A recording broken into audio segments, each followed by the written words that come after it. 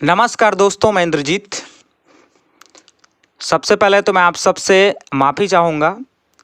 आप बहुत दिनों से मुझे कमेंट्स कर रहे हैं कि सर इंग्लिश के लिए वीडियोस बनाइए, और मैं बना नहीं पा रहा था क्योंकि मैं आप सबके लिए ही दिन और रात मेहनत कर रहा हूँ ताकि मैं आपको अच्छे अच्छे क्वेश्चंस के वीडियो प्रोवाइड कर पाऊँ।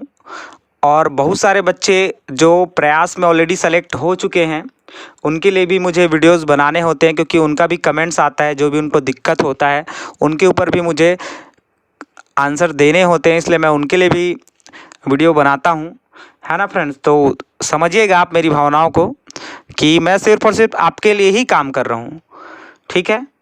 तो चलिए, आप सबकी मुराद आज पूरी हो रही है और आज हम इंग्लिश का टेस्ट सीरीज करने वाले हैं। सारे क्वेश्चन मैंने अच्छे लिए हैं, ऐसे ही क्वेश्चन आपको एग्ज़ाम में देखने को मिलेंगे, क्योंकि जो ग्रामर के क्वेश्चन है, टोटली जो ग्रामर के क्वेश्चन आने हैं 10 क्वेश्चन आएंगे इंग्लिश के, और 10 के 10 क्वेश्चन आपको कैसे करने हैं और कैसे टाइप के क्वेश्चन आ रहे हैं वैसे ही क्वेश्चन मैं आपको कराने का प्रयास कर रहा हूँ, ताकि आपका एक अच्छा प्रैक्टिस रहे और आप एग्ज़ाम में अच्छा परफॉर्मेंस कर पाएँ, ठीक है फ्रेंड्स। चलिए, यदि आप पहली बार जुड़े हैं चैनल में तो चैनल को सब्सक्राइब कर लीजिएगा। वीडियो अच्छा लगे तो लाइक शेयर ज़रूर करिएगा। पहला क्वेश्चन आपको स्क्रीन पर दिखाया जा रहा है। क्वेश्चन है, my uncle's daughter is my sister. Option है, option A sister, option B aunt, option C cousin, और ऑप्शन नंबर डी आपका नेफ्यू। तो देखिएगा, इसमें आपका क्वेश्चन को आपको पहले समझ लेना है। क्वेश्चन बोल रहा है my uncle's daughter is my sister. मेरे चाचा की बहन, सॉरी, मेरी चाचा की बेटी मेरी बहन है, ऐसा ये क्वेश्चन बोल रहा है। अब आप इसमें देखिएगा क्या आपके आंसर हो सकते हैं। सिंपल सा आप दिमाग में सोचिए उसको कि मेरे चाचा की बेटी मेरी बहन है, तो क्या होगी। तो सिस्टर तो नॉर्मल सिस्टर तो होगी नहीं, है ना। फिर आपका आंट, आंट मतलब होगा चाची, तो ये तो बिल्कुल आंसर नहीं होगा। वहीं ऑप्शन नंबर डी आप देखिएगा, नेफ्यू, भतीजा, तो ये भी नहीं हो सकता है। आपका राइट आंसर हो जाएगा ऑप्शन नंबर सी, कजिन, चचेरी बहन। ये आपका सही उत्तर होगा, ठीक है। चलिए अगला क्वेश्चन देखते हैं। Find out the correct spelled word. ऐसे क्वेश्चन हर साल पूछे जाते हैं, इस बार भी पूछा जाएगा, ठीक है। तो आपको स्पेलिंग करेक्ट करना है। तो चलिए ऑप्शन को ढूंढते हैं। 4 ऑप्शन आपको दिखाया जा रहा है। चारों ऑप्शन में आप देखिएगा कौन सा करेक्ट स्पेलिंग है। ऑप्शन ए, देखिए यहाँ डिस्कवरी लिखना चाहता है लेकिन लिखा नहीं है, डिस्कवर हो गया है, तो डिस्कवरी तो नहीं होगा ये। वहाँ ई के जगह आई होना था, तब वो डिस्कवरी होता। डिस्कवरी का मतलब होगा खोज। इसके बाद ऑप्शन नंबर बी, ये नेशनल लिखना चाहता था लेकिन स्पेलिंग गलत है। देखिएगा ई एल लिखा है जबकि होना चाहिए ए एल। नेशनल का मतलब राष्ट्रीय। फिर अगला आपका देखिएगा इंटरेस्ट। तो भाई इंट्रेंस एग्ज़ाम होता है, आप भी अभी नवीन प्रयास का एंट्रेंस एग्ज़ाम देने वाले हैं। एंट्रेंस मतलब प्रवेश, इंटरेस्ट नहीं होता है। तो जो लास्ट में ईडी लगा है उसके कारण ये भी आंसर जो है आपका रॉन्ग हो जाएगा। तो आपके पास केवल एक ऑप्शन बचता है, ऑप्शन नंबर डी, इंडिपेंडेंट, जिसका अर्थ होगा स्वतंत्र, और यही आपका राइट आंसर हो जाएगा। Next question, Rama said to Vinita, please give some money. Underline word means, जो अंडरलाइन वर्ड है आपके, उसके मीनिंग आपको बताने हैं कि आखिर ये क्या बोलना चाहता है, ठीक है। तो समझिए क्वेश्चन क्या बोलना चाहता है। रमा ने विनीता से कहा, क्या कहा, कृपया कुछ पैसे दीजिए। अब ऑप्शन देखिए, ऑप्शन ए आपका टोल्ड, टोल्ड का मतलब कहा, तो ये तो बिल्कुल आंसर नहीं हो सकता है। ऑप्शन सी आस्क्ड, आस्क्ड मतलब होगा आपका पूछा। फिर ऑप्शन नंबर डी हो जाएगा आपका एडवाइस्ड, सलाह, तो सलाह भी नहीं दे रहे हैं। राइट आंसर हो जाएगा ऑप्शन नंबर बी, रिक्वेस्टेड, क्योंकि वो पैसे मांग रहे हैं तो रिक्वेस्ट कर रहे हैं। ये आपका राइट आंसर हो जाएगा option number B. Next question है, fill in the blanks, person are coming to the party. अब ऑप्शन आप देखेगा, हाउ मच, हाउ मनी, उसके बाद है आपका मच मेनी, और आपका नन ऑफ दिस। तो ये भी बहुत इजी क्वेश्चन है, इसलिए आप इसको कर सकते हैं। सबसे पहले आप मच और मेनी के कॉन्सेप्ट को समझ लीजिए। जो आप गणनीय संज्ञाएं होती है, काउंटेबल नाउन, उनके लिए हम मैनी का यूज़ करते हैं, और जो अनकाउंटेबल नाउन होता है जिसको हम नहीं गिन सकते, उनके लिए हम मच का यूज़ करते हैं, मात्रा के लिए। ठीक है, तो आप समझिए यहाँ पर्सन बताया जा रहा है, तो पर्सन को तो हम काउंट कर सकते हैं, तो हमारा राइट आंसर हो जाएगा हाउ मेनी, न कि how much. Clear. Next question, the meaning of the word longevity. अब देखिए भाई, ये लॉन्गेविटी का मतलब होता क्या है। इसका मीनिंग होता है लंबी उम्र। अब आप ऑप्शन में चेक करिएगा कि लॉन्गेविटी के लिए आपका करेक्ट मीनिंग कौन सा है। जैसे ऑप्शन नंबर ए डेली लाइफ, तो ये तो रोजमर्रा की जो जिंदगी है वो हो जाएगा। फिर आपका नेक्स्ट ऑप्शन है option number B short life, छोटी जिंदगी होगा इसका मतलब, जबकि यहाँ तो लॉन्गेविटी का मतलब ही लंबी उम्र होता है, तो ये भी आंसर नहीं होगा। फिर आपका ऑप्शन नंबर सी देखिएगा लॉन्ग लाइफ, ये आपका सही आंसर हो जाएगा, लंबी जिंदगी, लंबी उम्र। ठीक है, तो ऐसे ही क्वेश्चन आपको एग्जाम में देखने को मिलेंगे, बहुत ध्यान से समझिए, कहीं कोई दिक्कत होने वाला नहीं आपको। और भी इंग्लिश के बहुत सारे टेस्ट सीरीज ऑलरेडी प्लेलिस्ट से आप देख सकते हैं, या डिस्क्रिप्शन बॉक्स में जाएंगे तो वहाँ लिंक है, आप इंग्लिश का जितना वीडियो देखना है आप देख सकते हैं, वैसे ही क्वेश्चन आपको एग्जाम में पूछे जाएंगे। ठीक है, चलिए आगे बढ़ते हैं। अगला क्वेश्चन है the beautiful shoes were made by, सुंदर जूते किसके द्वारा बनाए गए। तो ये आपका चैप्टर का ही क्वेश्चन है, जो SCERT का बुक है क्लास 8 का, वहीं से है। तो इसमें देखिएगा आप ऑप्शन नंबर ए, बी, सी और डी। तो कुछ ऑप्शंस हम चेक करते हैं, जैसे मैजिशियन, तो इसका मतलब जादूगर होता है, तो ये जूता तो नहीं बनाएगा। फिर आपका जोकर, ये भी नहीं हो सकता आपका आंसर। फिर आपका फेरिश, इसका मतलब होता है परी। कई लोगों को ऐसा लगता है कि एंजल का मीनिंग होता है परी, बट एंजल का मीनिंग होता है आपका देवदूत, जो भगवान के द्वारा भेजा गया रहता है ना, उसको बोलते हैं। तो इसको आपको समझना है, बहुत सारे ऐसे ऑप्शन जो मैं आपको डील कर रहा हूँ, अगर ये कभी ऑप्शन में बनते हैं तो आप इजीली कर पाएंगे। तो इसका राइट आंसर हो जाएगा ऑप्शन नंबर ए, क्योंकि वही बच गए हैं। फिर अगला क्वेश्चन आप देखिएगा, Virat Kohli is famous for, तो जितने क्रिकेटर हैं आई होप सो वे सभी जानते होंगे the legend man Virat Kohli, और ये एक क्रिकेटर है।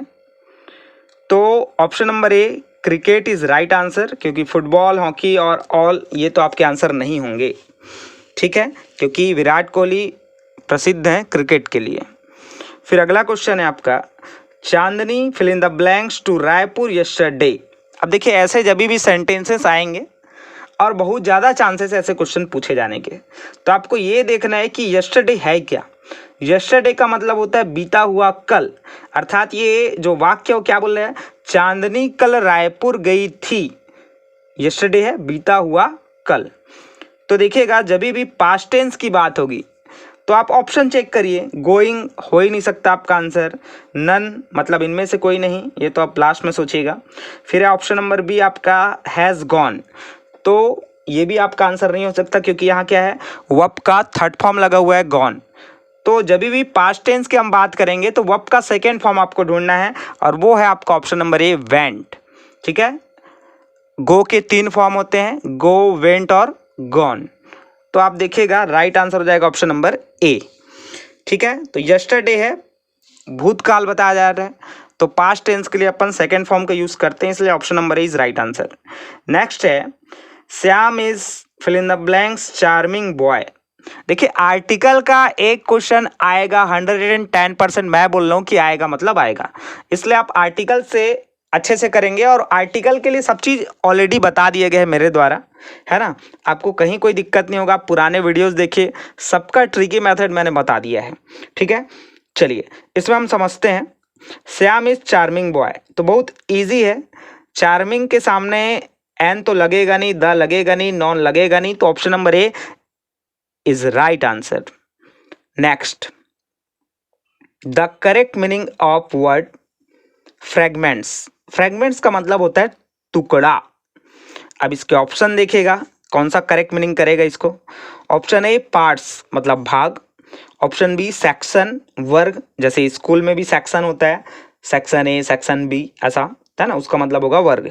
फिर आपका option number C small pieces मतलब छोटे टुकड़े, ठीक है। और ऑप्शन नंबर डी आपका बिट्स, इसका मतलब होगा अंश। तो इसका राइट आंसर हो जाएगा, क्योंकि करेक्ट मीनिंग की बात कर रहे हैं, तो option number C small pieces is right answer. इसके बाद अगला क्वेश्चन देखिएगा, ये भी शानदार क्वेश्चन है। क्वेश्चन है he is serving dinner to the guest. अभी देखिएगा क्वेश्चन बोलता है वह मेहमान को रात्रि का भोजन परोस रहा है। क्योंकि यहाँ सर्विंग की बात हुई है, आईएनजी लगा है, इसलिए हमारे हिंदी में भी रहा है, रही है, ऐसे शब्द आते हैं, ठीक है। अब क्वेश्चन है हमारा चूज द करेक्ट टेंस, कौन सा टेंस है आपको चूज करना है इसमें। तो ऑप्शन आप देखिएगा, ऑप्शन ए सिंपल प्रेजेंट। तो देखिए भाई, जब भी आईएनजी लगा है तो कभी भी वो सिंपल प्रेजेंट हो नहीं सकता है, पास्ट सिंपल भी नहीं हो सकता है। ऑप्शन नंबर सी आप देख पा रहे होंगे। अब आपके पास दो चीज बचते हैं, ऑप्शन नंबर बी और ऑप्शन नंबर डी। क्योंकि आईएनजी लगा है तो ये आपका कंटिन्यूअस टेंस हो सकता है, बट आप समझिएगा ऑप्शन नंबर बी है प्रेजेंट प्रोग्रेसिव टेंस। प्रोग्रेसिव का भी मतलब होता है कंटिन्यूअस, ठीक है। आप कंफ्यूज बिल्कुल नहीं होंगे, आपको कंफ्यूजन के लिए आपसे ऑप्शन दिए जाते हैं ताकि आप कंफ्यूज हो जाएं और आंसर गलत कर दीजिए, ठीक है। तो इसका राइट आंसर हो जाएगा option number B present continuous tense, या उसी को हम कहते हैं present progressive tense. Option number D आप देखिएगा पास्ट कंटिन्यूअस टेंस। तो देखिए आप सेंटेंस में देखिएगा जो आपका स्ट्रक्चर होता है subject plus was were plus verb का first form plus ING plus object. तो इसमें ऐसा आपको कुछ दिख रहा है क्या क्वेश्चन में? क्वेश्चन में आपको दिख रहा है इज, जो कि क्या है प्रेजेंट कंटिन्यूअस टेंस का स्ट्रक्चर होता है subject plus is am are plus verb का first form plus ING plus object. तो इसमें बिल्कुल करेक्ट बैठता है ये। तो इसका राइट आंसर हो जाएगा option number B present progressive tense. Next है the gardener waters the plant. अब देखिएगा इसमें भी आपको सेम काम करना है, करेक्ट टेंस चूज करना है। अभी यहां आप देखिएगा वाटर्स करके लिखा होगा, तो जब भी एस या ई एस आएगा क्रिया में तो आपको सिंपल सी बात समझना है कि सिंपल प्रेजेंट टेंस होगा। क्योंकि सिंपल प्रेजेंट टेंस का स्ट्रक्चर होता है सब्जेक्ट प्लस आपका जो भी मेन वर्ब रहेगा उसके साथ यदि एस या ई एस लगा है, ठीक है, तो आपको समझ जाना है, ठीक। अब इसमें आप देखिएगा और भी ऑप्शन है आपके पास, present progressive tense, future simple, past simple. तो ये तो होगा नहीं, क्योंकि फ्यूचर और पास्ट तो बिल्कुल नहीं हो सकता आंसर, है ना। क्योंकि सब स्ट्रक्चर का खेल है, आपको सारे स्ट्रक्चर टेंस के मालूम होने चाहिए और कोई बात इसमें रहती नहीं है, ठीक है। जैसे क्वेश्चन अभी कहा कि माली पौधों को सींचता है ना। जैसे क्वेश्चन आपने पढ़ा होगा, क्वेश्चन में लिखा है the gardener waters the plant, मतलब माली पौधों को सींचता है। अभी इसमें आप हिंदी से भी समझ सकते हैं कि कहीं भी भविष्य काल की बात हो नहीं रही है और आपका पास्ट सिंपल भी नहीं हो सकता, क्योंकि भूतकाल की भी इस सेंटेंस में कोई बात नहीं हो रही है। और रही बात option number B present progressive tense का, तो वो तो असंभव है, क्योंकि यहाँ कहीं भी आपको आईएनजी फॉर्म दिख रहा है क्या? आईएनजी फॉर्म आएगा तभी आपको सेलेक्ट करना है प्रोग्रेसिव या continuous tense. Clear? Next, Rita runs very fast, fill in the blanks, is only 10 years old, use suitable pronoun. यहाँ प्रोनाउन का यूज कर रहे हैं और आपके पास चार ऑप्शन आपको दिखाई दे रहे हैं। देखिए क्या बोलते हैं, Rita runs very fast, Rita तेज दौड़ती है, उसके बाद खालिस्तान है और लिखा है, खालिस्तान लिखने के बाद लिखता है इज ओनली 10 ईयर्स ओल्ड, ठीक है। तो आप कैसे इसको पिरोएंगे, मतलब रीता के जगह आप कौन सा प्रोनाउन यूज करेंगे? तो इसके लिए आप आंसर ले सकते हैं ऑप्शन नंबर बी, जहां लिखा हुआ है सी। क्यों? क्योंकि रीता जो है वो लड़की है और लड़कियों के लिए हम प्रोनाउन सी का यूज़ करेंगे, ही तो नहीं करेंगे क्योंकि ऑप्शन नंबर ए में आप देखिएगा ही लिखा है और वो पुरुष के लिए यूज़ होता है। रही बात इट, तो इट जो है वो निर्जीव वस्तुओं के लिए यूज़ होता है, जबकि रीता हमारे लिए निर्जीव नहीं है। रही बात ऑप्शन नंबर डी हर, हर का मतलब होता है उसकी, ठीक है, तो ये भी आपके सही उत्तर नहीं होंगे, ठीक है। तो कुल मिला के आपका option number B is correct answer. फिर नेक्स्ट क्वेश्चन देखिएगा, Mary was sitting fill in the blanks a tree, use suitable preposition. Preposition से भी एक क्वेश्चन आप मान के चलिए कि हर साल पूछा जा रहा है, तो इस बार भी पूछा जाएगा। तो देखिए समझते हैं इसका आंसर कैसे होगा। Mary was sitting fill in the blanks a tree, मतलब मेरी पेड़ पर बैठी है। अब इसमें आप ऑप्शन देखिएगा, ऑप्शन नंबर ए ऑन, और यही आपका सही उत्तर होगा। क्यों?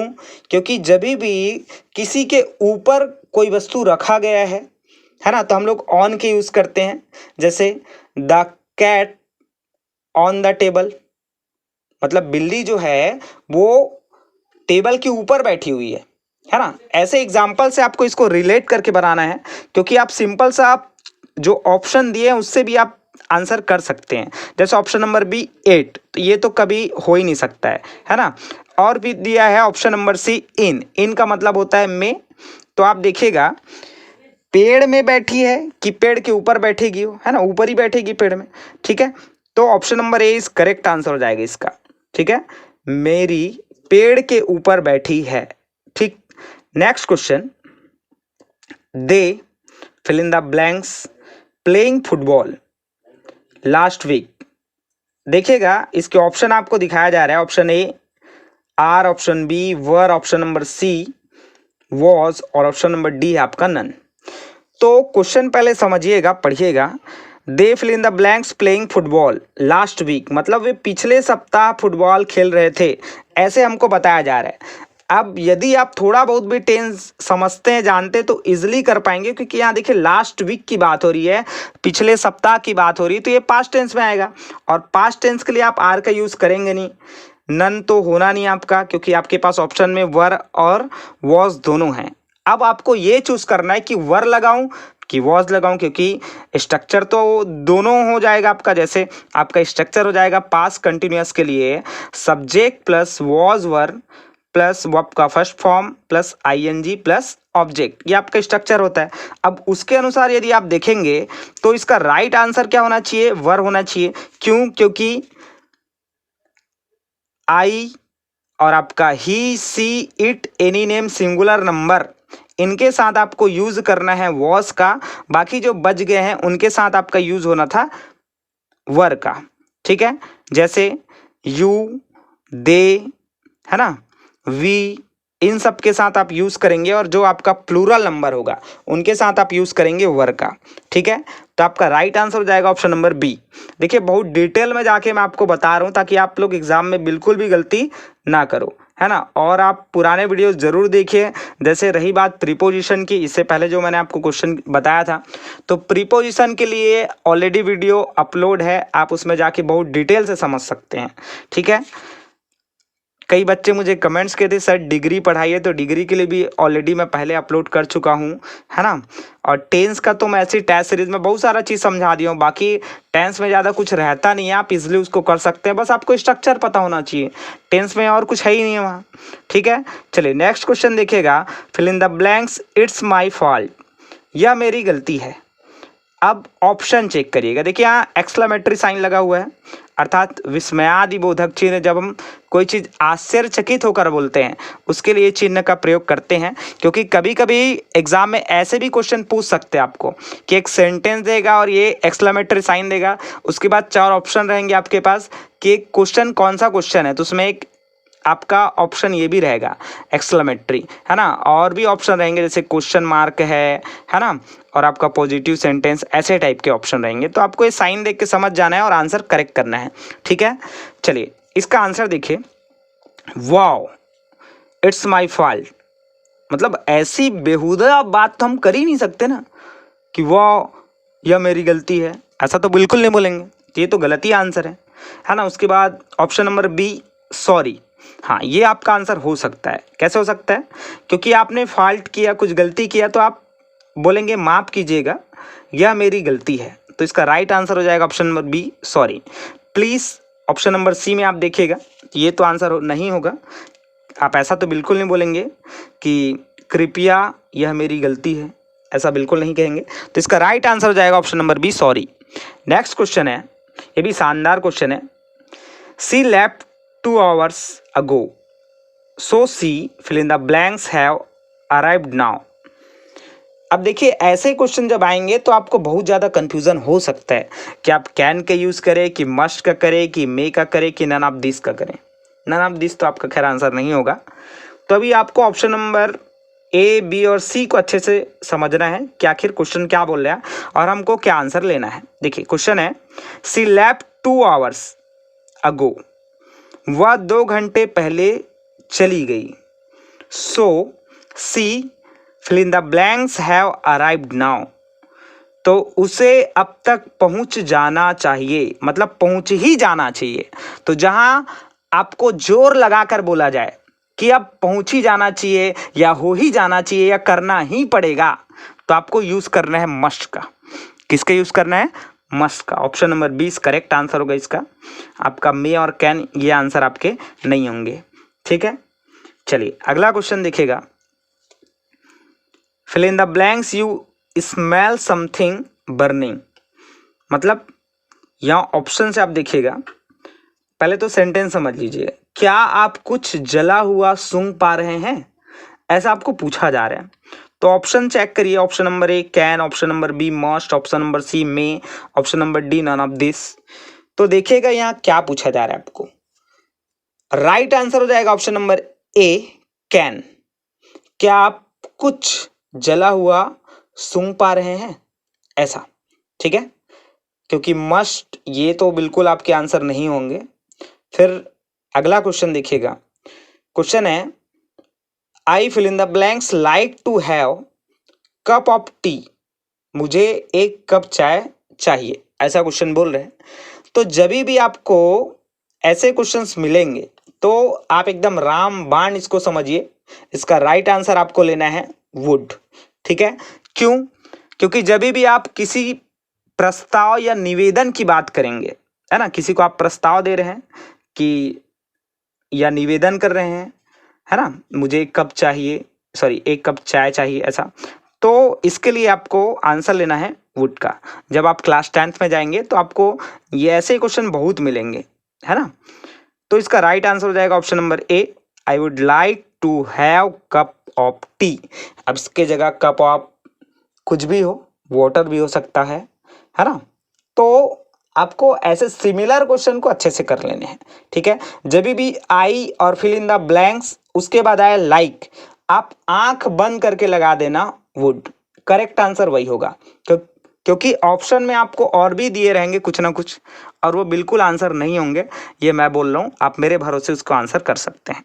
ठीक है, चलिए अगला, fill in the blanks you help me.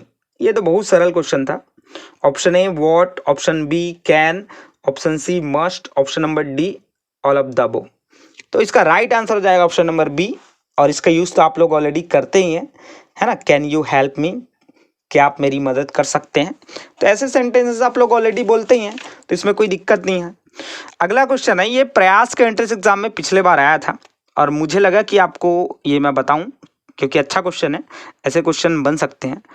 I am confident of my fill in the blanks. Option A ability, option B abled, option C able, और ऑप्शन नंबर डी है अनेबल। अनेबल का मतलब होता है असमर्थ।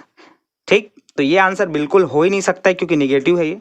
क्योंकि क्वेश्चन बोल रहा है आई एम कॉन्फिडेंट, तो भाई मुझे विश्वास है, ऑफ माई मेरी योग्यता पर, तो योग्यता के लिए हम यूज करते हैं एबिलिटी। ठीक है, तो राइट आंसर हो जाएगा ऑप्शन नंबर ए एबिलिटी। एबल्ड और एबल ये आपके आंसर नहीं होंगे। ठीक है, एक क्वेश्चन मैं आपको होमवर्क के तौर पे दे रहा हूं, आप मुझे कमेंट्स करके इसका आंसर बताइएगा। ये भी क्वेश्चन पिछले बार प्रयास के एंट्रेंस एग्जाम में पूछा गया है 2023 में।